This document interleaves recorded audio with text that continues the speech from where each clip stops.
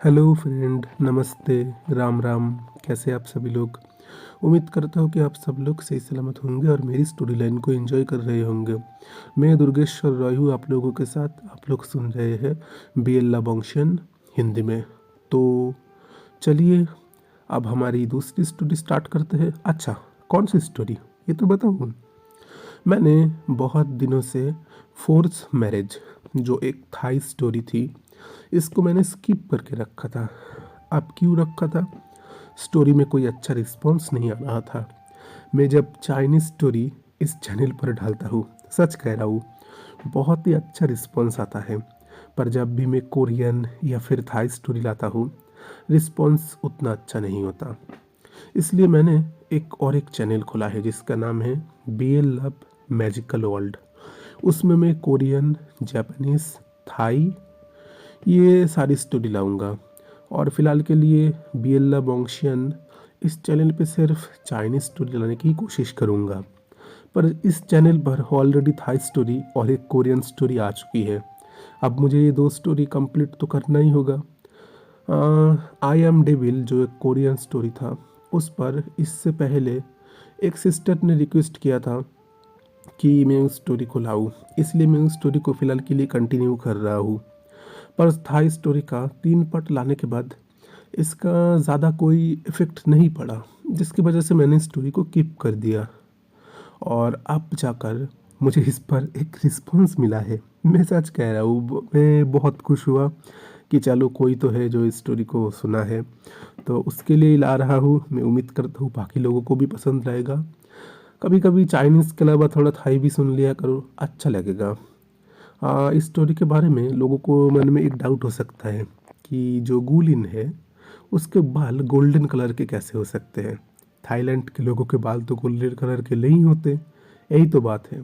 तो इसमें से आप लोगों ने स्टोरी में एक चीज़ नोटिस किया होगा, मैंने थाई के अलावा भी इसमें इटली का फ्लैग दिया है।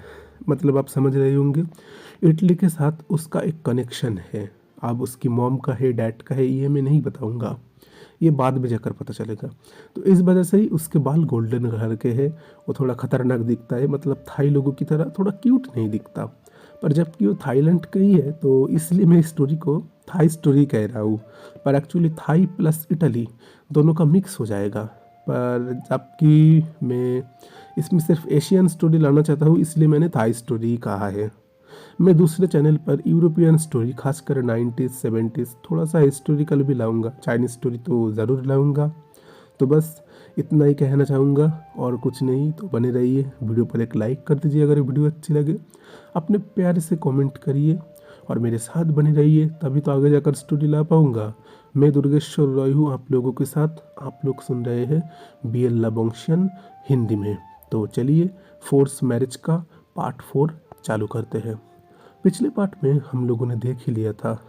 अभी गुलिन और जियान चैन डाइनिंग टेबल पर बैठे हुए हैं। जियान चैन बस यही सोच रहा है, एक बार यहाँ से निकाल लूँ, फिर तो इतना दूर भाग जाऊँगा ये मुझे ज़िंदगी में ढूंढ नहीं पाएगा। अभी गुलिन कहा, क्या हुआ, जल्दी से खाना खा लो, इतना लेट क्यों कर रहे हो। अभी तो फिर जियान चैन खाना को खाने लग गया। गुलिन ने जियान चैन को गोदी में लिया, लेकर जाकर सोफे में बैठ गया। अभी जियान चैन गुलिन से सवाल कर रहा है, आप कौन सा काम करते हो। अभी गुलिन कह उठा, इससे तुम क्या करोगे, तुम्हें काम करने की कोई ज़रूरत नहीं है। मैं काम करता हूँ, मेरे पैसों से तुम रहोगे, तुम्हें थोड़ी काम करने की ज़रूरत है। अभी जियान चंद कह उठा, नहीं मैं वो बात नहीं कह रहा था, मुझे बस जानने का शौक़ हो रहा था। अभी गुलिन कह उठा, इतना जानने का शौक़ करने की ज़रूरत नहीं है, क्या मैं तुम्हें बुरा ट्रीट करता हूँ। अरे नहीं, मैंने ऐसा नहीं कहा, मैं बस तो थोड़ा ऐसा ही कह रहा था। अब जियान चंद को कौन बताए, माफिया फैमिली है, इनका खून खराबा से दिन चलता है, खून खराबा से रात होता है। और ये कैसे कहेगा कि हाँ ये माफिया है, क्या कह सकता है, बिल्कुल नहीं। अभी गुलिन का बेटा, बिजनेस करता हूँ, तुम्हारे डैड जिससे करते हैं मैं भी, बस और कुछ नहीं। जियान चैन ने फिर कहा, आपने मुझे यहाँ पर किडनैप करके क्यों लाया है, आपको क्या चाहिए। अभी गुलिन ने कहा, कुछ नहीं, जो मुझे चाहिए तुम्हारा ब्रदर मुझे वो चीज़ दे देगा, तुम्हें ज़्यादा सोचने की ज़रूरत नहीं है।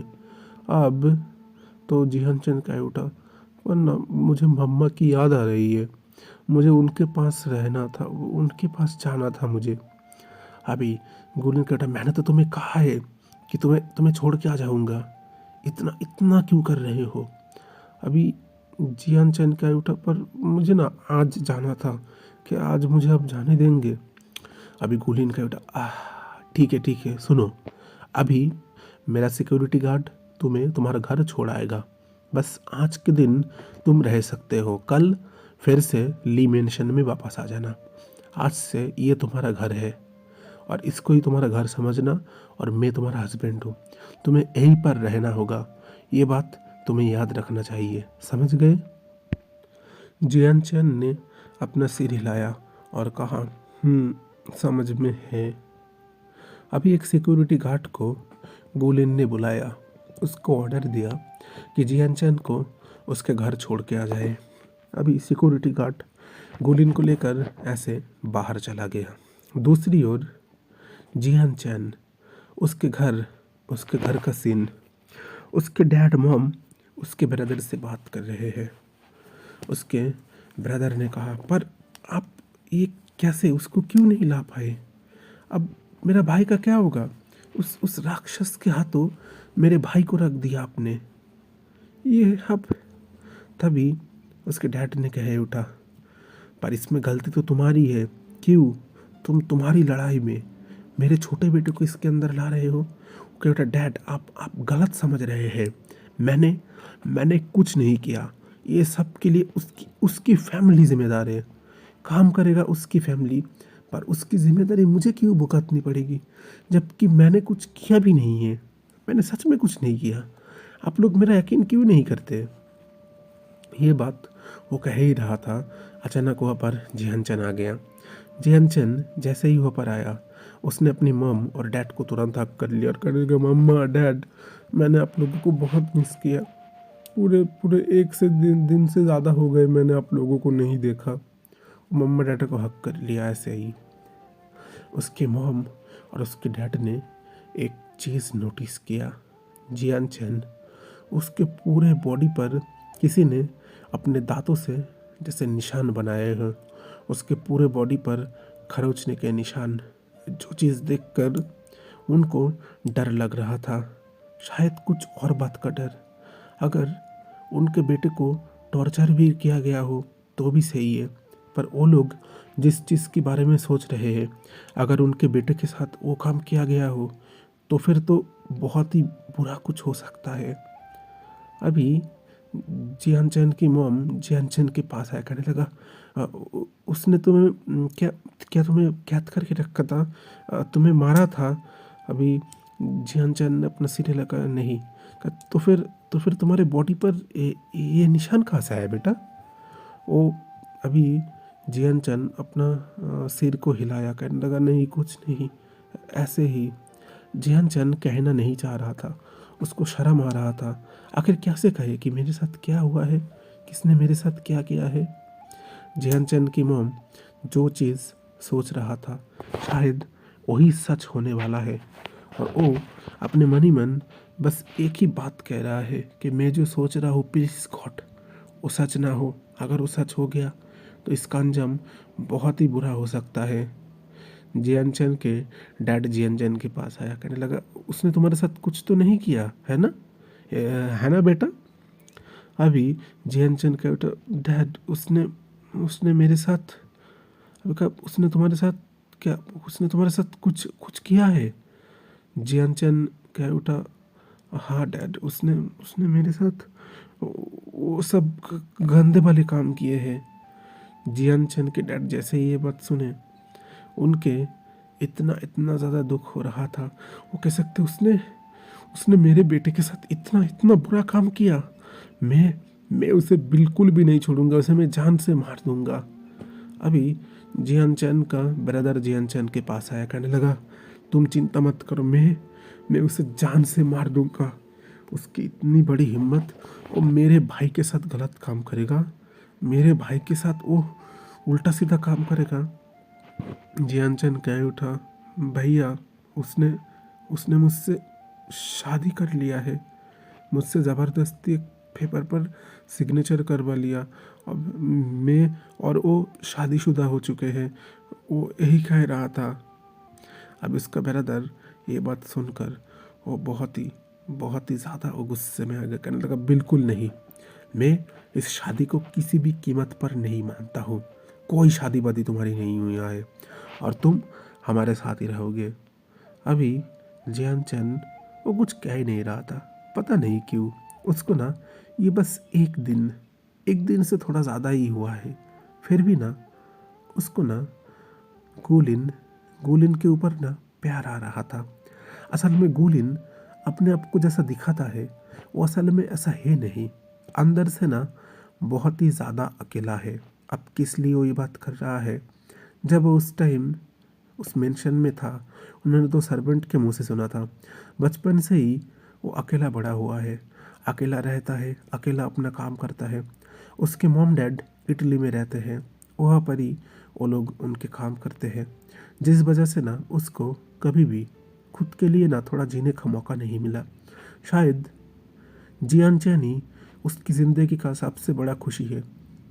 ये बात वो लोग कह रहे थे। वो लाया था जियान चैन को टॉर्चर करने के लिए, पर हुआ क्या, उसने खुद को टॉर्चर कर लिया।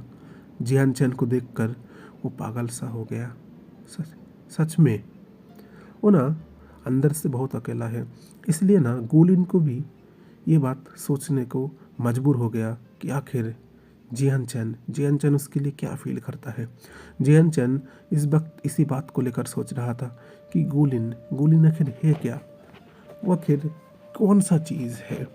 इसलिए ज़्यादा कुछ बोल नहीं रहा। जियान के ब्रदर कहा, तुम घर चलो, अंडर रेस्ट करो, तुम्हें वहाँ पर जाने की कोई ज़रूरत नहीं है। अभी गुलिन वो भी अपने रूम पर ही बैठा हुआ है। वो सिर्फ जियान के बारे में ही सोच रहा है। जियान चैन इसके बारे में ना सोच कर जाएगा कहा। एक लड़का, शायद इसकी उम्र 18 साल ही तो आज हुआ है, पर देखो ना इतना ज़्यादा क्यूट है। मैं इस लड़के को हैंडसम कैसे कहूँ, दिखता तो क्यूट ही है सच में। अब ये लड़का मेरा है, पूरी ज़िंदगी सिर्फ ये मेरे साथ ही रहेगा।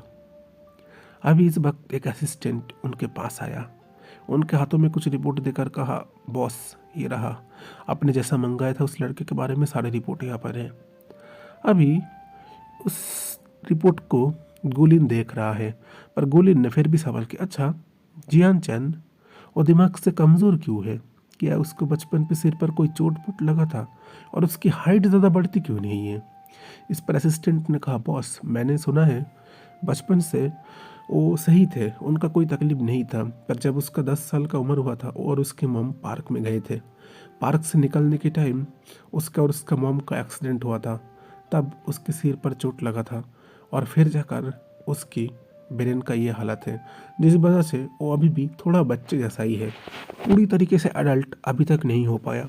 वो 18 होने के बाद भी अभी भी खुद का डिसीजन खुद सही तरीके से ले नहीं पाता, ये उसका प्रॉब्लम है लगा। और उसका हाइट, अब असिस्टेंट करेगा, बॉस जब वो करीब 9 साल के ही करीब थे, उनकी हाइट अचानक से ज़्यादा बढ़ना बंद कर दिया। कई बार वो ज़्यादा कुछ हाइट उनकी बढ़ी नहीं, करीब 5 फुट में ही रह गई, जो बहुत ही अनकॉमन है। पर फिर भी धीरे धीरे जाकर उनकी हाइट बस थोड़ी ही बढ़ चुका है, ज़्यादा नहीं, सिर्फ 5 फुट 2 इंच जैसा ही, जो अगर हम कहें कुछ बहुत ही ज़्यादा खास लंबा भी नहीं है, बहुत ही ज़्यादा खास टॉल भी नहीं है। लड़की जितनी हाइट है उसकी। लगा इसका वजह क्या हो सकता है? एसिस्टेंट ने कहा, बॉस जब उनका चेकअप करवाया गया तब बहुत ही ज़्यादा अजीब चीज़ उनके अंदर नोटिस किया गया। वो ना बाहर से एक मेल है, पर अंदर से उनका बॉडी का पार्ट कुछ हद तक फीमेल है। उनके चेस्ट पर जब सही से जांच किया गया, पता चला वो मेल चेस्ट की तरह नहीं है, फीमेल की तरह वहाँ से ब्रेस्ट फीडिंग करवाया जा सकता है। चेस्ट ज़्यादा बड़ा नहीं होगा उनका, पर फिर भी करवाया जा सकता है। ऊपर से उनके अंदर एक वर्म है। आप समझ ही रहे होंगे बॉस मैं क्या कहना चाहता हूँ। मतलब वो सिर्फ बाहर से ही मेल है, अंदर से फीमेल की तरह है। इसका मतलब ये नहीं डॉक्टर के मुताबिक वो फीमेल नहीं है, वो मेल ही है, पर बहुत ही ये रेयर कंडीशनर है। हाँ, अगर हम आज की दुनिया की बात करें बॉस, ये कोई रेयर भी नहीं है, मिलता ही थोड़ा बहुत। पहले भी ये था, पर उस टाइम इस चीज़ को ज़्यादातर लोग नोटिस नहीं करते थे। आज के टाइम पे हुआ है, तब से वो इसी चीज़ के लिए पड़ा हुआ है, और तब से उसके मॉम डैड उसकी बहुत ही ज़्यादा फिक्र करते हैं। हमेशा इस चीज़ का नोटिस करें कि कभी भी वो किसी मैन के साथ इंटीमेट ना हो पाए। अगर उसने किसी मैन के साथ इंटीमेट हुआ तो वो प्रेग्नेंट हो सकता है। इसी बात को लेकर ही उसके मॉम डैड उसके लिए फिक्र करते हैं। गुलिन कैयुटा और उसके ब्रदर ब्रदर के बारे में क्या डिटेल्स लाए हो? असिस्टेंट कैयुटा, बॉस हमने उनके कॉलेज का सारा डेटा बाहर निकाल लिया है। कॉलेज में उनका नाम बिल्कुल भी खराब नहीं है। उसकी फैमिली बराबर ही शांत रहे हैं। डैड छोटा मोटा बिजनेसमैन है, मॉम फिलहाल हाउसवाइफ का काम करते हैं। कभी कभी उनके साथ भी वो बिजनेस को संभालती है। इन चारों की फैमिली बहुत ही खुशहाल है।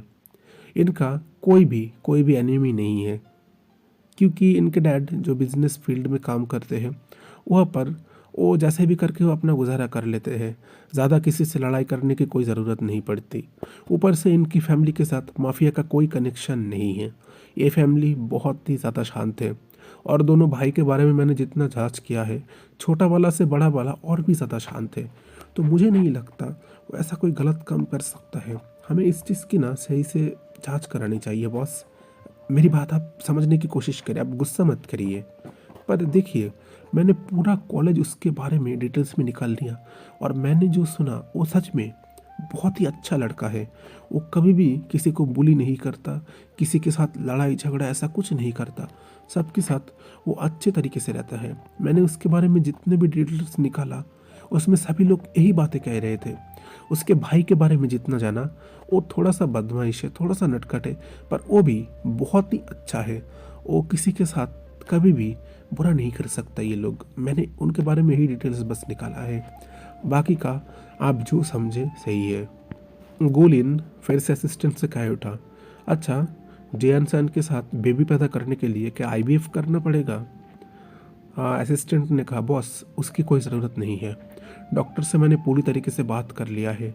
डॉक्टर ने ये बात कहा है, उसके साथ अगर कोई मैन ऐसे ही इंटीमेट हो जाए तो भी वो बेबी को पैदा कर सकता है। उसके अंदर ये ताकत है। पर फिलहाल के लिए जब वो प्रेग्नेंट हो तब उसको केयर करने की बहुत ही ज़्यादा ज़रूरत है। उस वक्त उसे सिर्फ एक ही चीज़ चाहिए, वो है अपने पार्टनर का साथ, जो उसके लिए बहुत ही ज़्यादा ज़रूरत है। डॉक्टर ने बस यही कहा है। ऊपर से मैंने उसके बारे में और भी बहुत जानकारी लिया है, आप इसमें पढ़ सकते हैं, आपको पता चल जाएगा। गुलिन उस सारे पेज को पढ़ रहा है। उसके गोल्डन कलर के बाल अभी थोड़ा थोड़ा हिल रहा है, क्योंकि पास की खिड़की खुला हुआ है वहाँ पर से हवा से। वो थाईलैंड में रहता है, पर अजीब बात यह है, थाई के जैसा वो दिखता नहीं है, थोड़ा इटली जैसा दिखता है। अब क्यों दिखता है इसको लेकर भी बहुत ही ज़्यादा चीज़ है, हम ना बाद में जानेंगे ये चीज़। दूसरी ओर जियान चैन को देखते हैं। अपने रूम में बैठा हुआ है वो, पता नहीं क्यों उसे इस वक्त गुलिन की याद आ रही है। उसको ना गुलिन का टच चाहिए। ज़िंदगी में पहली बार किसी एक पर्सन ने उसे उस तरीके से टच किया, उस तरीके से उसके साथ वो सब किया जो किसी के साथ नहीं हुआ। अब गुलिन का भी ना वही हालात है। कभी भी किसी को देखकर उसने ऐसा फील नहीं किया जो फील उसने जिहान चैन को देखकर किया। हर वक्त जिहान चैन की बात याद आ रही है। आज तक उसके सामने से हजारों लड़के लोग गुजर चुके हैं। किसी को भी देखकर उसके अंदर ऐसी कोई फीलिंग नहीं आया, उसके अंदर ऐसी कोई तलब नहीं हुआ, ऐसा कोई क्रेवनेस नहीं आया जो चीज़ ना उसको अभी जिहान चैन को देखकर आया था। जियान चैन अपने रूप में ये सब बैठकर ही सो गया। पता नहीं उसे ना आज नींद नहीं आ रहा। कुछ दिन ना उसकी बाहों में सोकर ही जो बड़ा सुकून नींद आता था, क्योंकि गुलिन के बाहों के अंदर जियान चैन जब भी सोता था उसको ऐसा लगता था कोई तो एक है जो उसे प्रोटेक्ट कर रहा है, वो शांति से सो सकता है। बस इसी बात को वो सोचता था, और सोचकर फिर वो सो गया। सुबह का सीन देखते हैं। सब लोगों ने अपना ब्रेकफास्ट कर लिया। अभी वहाँ पर उसी वक्त गुलिन आ चुका है। अभी जियान चैन के डैड गुलिन को देखकर कहा, तुम यहाँ पर क्या करने आए हो? गुलिन ने कहा, फादर इन लॉ, मैं यहाँ पर क्या करने आई हूँ? मतलब कुछ नहीं, बस अपना हस्बैंड यानी कि मेरा हबी, मेरा लिटिल बनी को मैं लेने आया हूँ। मैंने जैसा कहा था सिर्फ एक दिन के लिए मैंने उसे आपके पास दिया है, अब मैं उसे लेने आया हूँ। वैसे भी ली मेंशन उसके बिना पूरा तरीके से खाली पड़ा है, उसे अब घर जाना होगा। तब तक वहाँ पर जियान चैन उसका ब्रदर भी आ चुका है। वो कह उठा, तुम क्या दुश्मनी निभाना चाहते हो? मैं तो कह रहा हूँ मैंने कुछ नहीं किया, मैं सच कह रहा हूँ, मैंने तुम्हारे फैमिली के साथ मैंने कुछ नहीं किया। उनके साथ मेरा क्या दुश्मनी हो सकता है? बल्कि तुम खुद जाकर तुम्हारी वो फैमिली, हाँ खासकर उसको तुम ये सवाल करना कि मैंने आखिर क्या किया है, तब जाकर तुम्हें पता चलेगा। अभी गुलिन कह उठा, अगर मैं ये सवाल उसे कर सकता था तो अभी कर देता, बल्कि तुम्हारी जिम्मेदारी है कि तुम अपनी चीज़ों को सही से संभालो, तुम अपना गलती मान लो तो अच्छा होगा। वैसे चिंता मत करो, मैं तुम्हारे भाई के साथ कुछ और गलत काम नहीं करूँगा। अभी उसका डैड बहुत ही गुस्से में आकर कहने लगा, तुम कह रहे तुमने मेरे बेटे के साथ जो गलत काम किया है उससे भी कोई गलत काम हो सकता है? गुलिन ने कहा, क्या किया है मैंने क्या उसे कोई घर में बंद करके रखा था? क्या मैंने उसे मारा है, उसे टॉर्चर किया है, उसे खाना नहीं दिया है? जियान चंद के ब्रदर के बेटे, पर तुमने उससे भी बड़ा गलत काम किया है, तुमने मेरे भाई का रेप किया है, तुम एक रेपिस्ट हो, तुमने मेरे भाई के साथ जबरदस्ती किया है। गुलिन का बेटा, मैंने अपना दिमाग सही से कर, मैंने उसके साथ कोई गलत काम नहीं किया, मैं ऑफिशियली उसका हस्बैंड हूँ, तुम शायद भूल चुके हो, है ना? पर शायद पता नहीं है तुम्हें, मैं उसका हस्बैंड हूँ और ये मेरा हक है, मैं उसके साथ ये सब कर ही सकता हूँ, मैंने कोई गलत काम नहीं किया है। और तो फिर शायद आप लोगों को खुशखबरी देना ही होगा, शायद आप लोगों ने ये बात छुपाने की कोशिश किया है कि आपका बेटा एक स्पेशल मेल है जो बेबी को बर्थ दे सकता है। इसका मतलब मैंने उसके साथ ये सब काम किया है, मतलब कुछ टाइम बाद वो मेरे बेबी से प्रेग्नेंट हो जाएगा, फिर तो वैसे भी कोई उससे और मुझे, हम दोनों को अलग नहीं कर सकता, है ना? अभी जियान चैन के डैड का उठे, बिल्कुल नहीं, मैं उसका एवर्शन करा दूंगा, तुम्हारी कोई भी निशानी उसके टमी के अंदर में रहने नहीं दूंगा। वो इतने गुस्से में आ गए। जियान चैन और उसकी मॉम अभी रूम के अंदर है।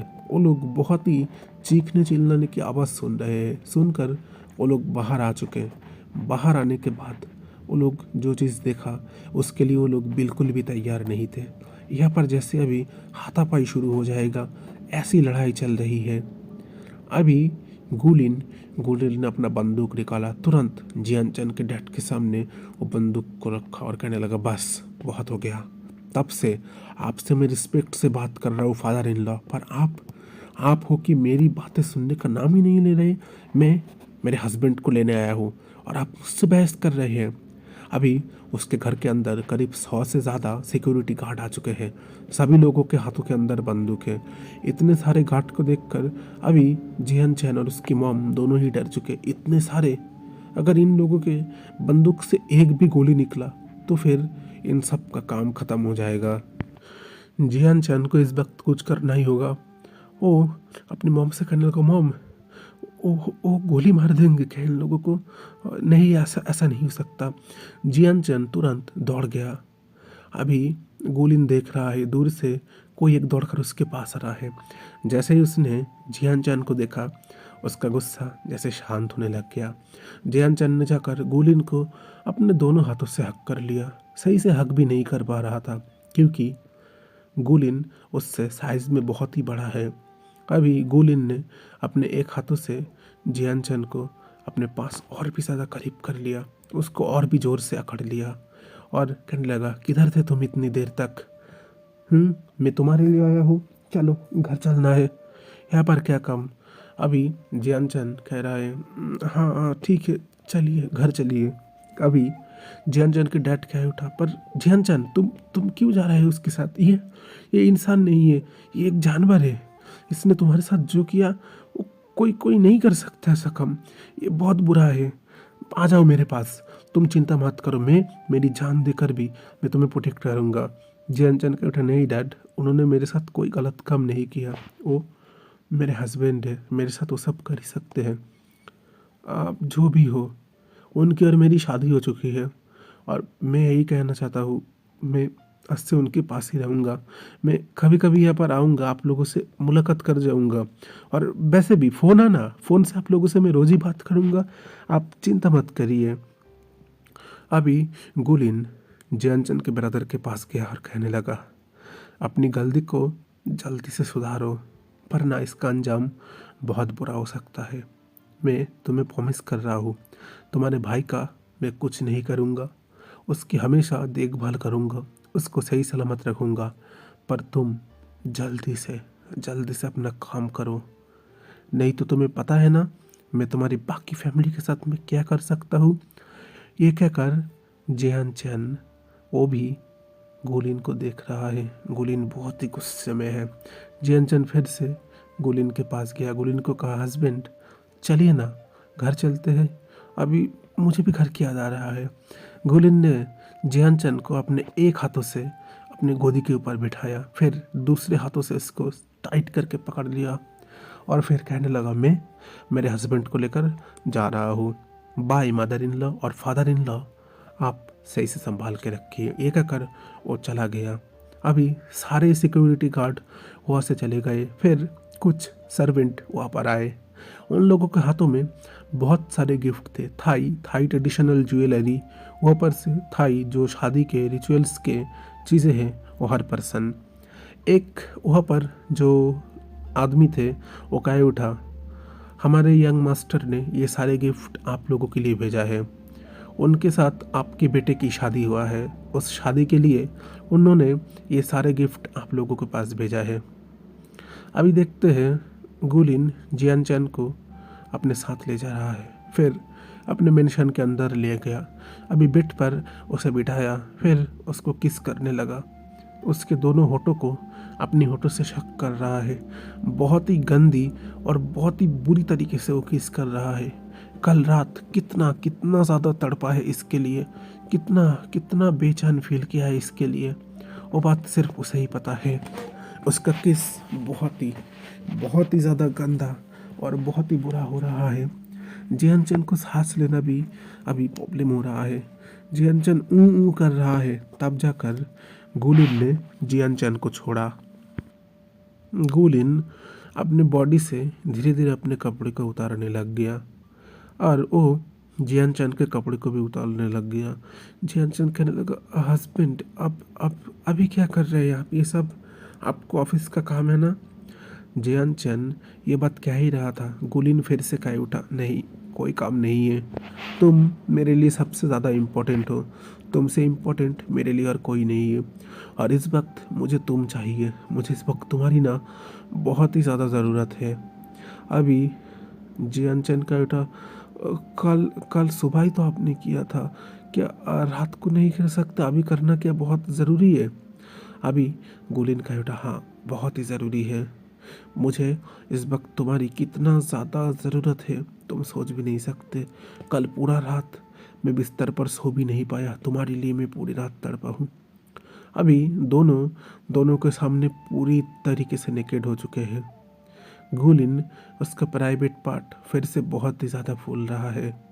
गुलिन ने अपने प्राइवेट पार्टों के ऊपर हाथ रखा और फिर उसको रब करने लग गया और कहने लगा, इस वक्त इसे तुम्हारी बहुत ज़रूरत है, प्लीज़ इसे शांत कर दो, तुम्हारे अलावा इसको और कोई शांत नहीं कर सकता। ये कहकर वो बिस्तर के ऊपर बैठ गया। फिर जियानचंद को पकड़ लिया, उसको अपने ऊपर बिठाया, फिर जियानचंद के साथ खुद को थोड़ा धीरे धीरे कनेक्ट करने लग गया। जियानचंद को हल्का हल्का दर्द हो रहा था, उसके आंखों से आंसू निकल रहा था, फिर भी जैसे तैसे करके हो अभी गोलिन खुद को जियानचैन के साथ पूरी तरीके से कनेक्ट कर लिया। जियानचैन ने गोलिन को अपने दोनों हाथों से हक कर लिया। उसके आंखों से आंसू निकल रहे थे, उसको धीरे धीरे दर्द हो रहा था। गोलिन जियानचैन के दोनों गालों पर किस किया, उसके होठों पर हल्का किस करके कहा, अभी अभी ठीक हो जाएगा, देखना अभी अभी सब कुछ ठीक हो जाएगा, कुछ नहीं होगा।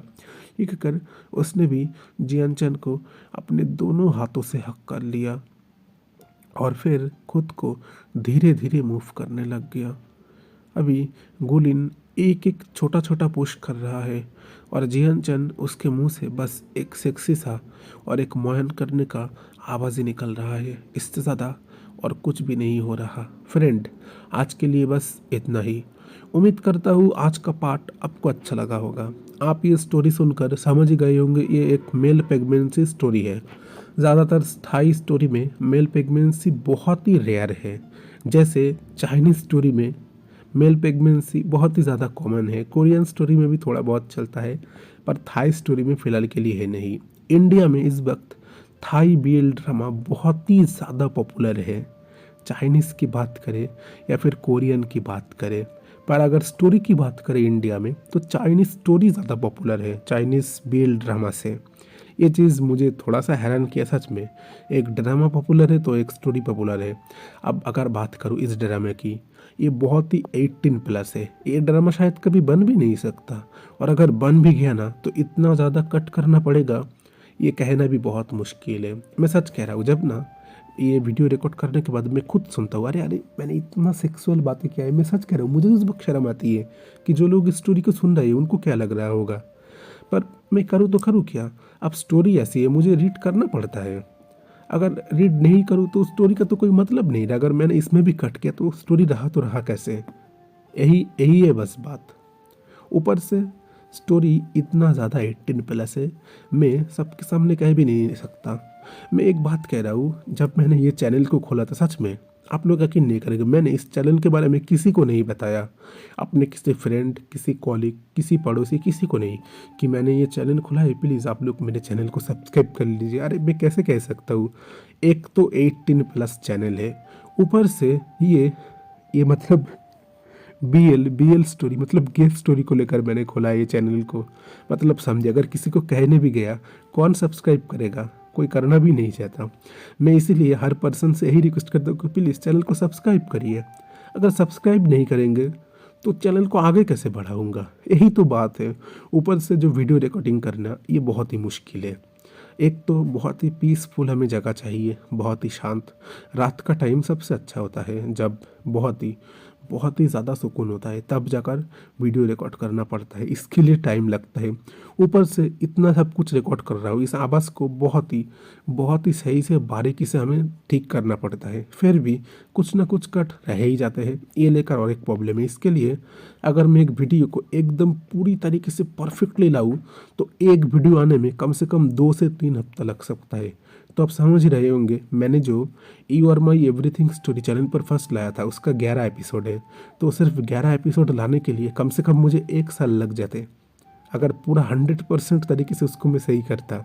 इसलिए ना मैं ज़्यादा कट नहीं करता। अब करूँ क्या, यही तो मजबूरी है। अगर मैं बात करूँ ये थाई स्टोरी की, इस पर अगर रिस्पॉन्स सही से आया, मैं इस स्टोरी को कंटिन्यू करते रहूँगा। इसके बाद इस चैनल पर सिर्फ चाइनीज़ स्टोरी आएगा। मैंने दूसरा चैनल का नाम ले ही लिया हूँ। जिनको भी चाइनीज़ के अलावा दूसरी स्टोरी पसंद है, मेरा दूसरा channel BL love magical world, वो लोग उस चैनल पर ज्वाइन कर सकते हैं। बस कुछ नहीं करना, मेरा जो चैनल है उसके डिस्क्रिप्शन पर आप लोगों को जाना है, वहाँ पर मेरा दूसरा चैनल उसका लिंक दिया हुआ है। आप लोग उस पर क्लिक करके मेरे दूसरे चैनल पर जा सकता है, बस कोई तकलीफ नहीं है।